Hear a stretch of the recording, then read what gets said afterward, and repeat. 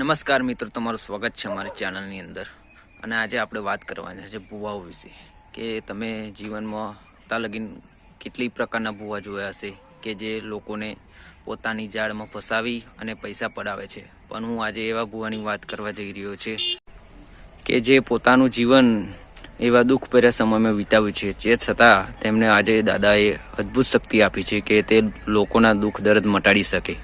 અને એ છે આપણા સુરાપુર ધામમાં બેઠેલા દાનભા બાપુ, કે જે પોતે 12 કલાકની નોકરી કરે છે અને ટાઈમ કાઢી પોતાના ભક્તો ત્યાં આવે છે તેવા તેમનું દુઃખ દૂર કરે છે.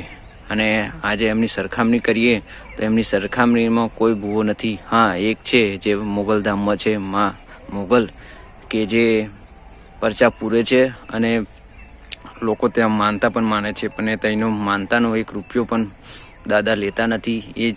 એ જ રીતે કે જે રીતે મોગલ ધામમાં કામ થાય છે અને લોકો ચઢાવો ચડાવે છે, એ ચઢાવો કોઈ દિવસ માતાજી લેતા નથી અને બધા ભક્તોનું દુઃખ દૂર કરે છે.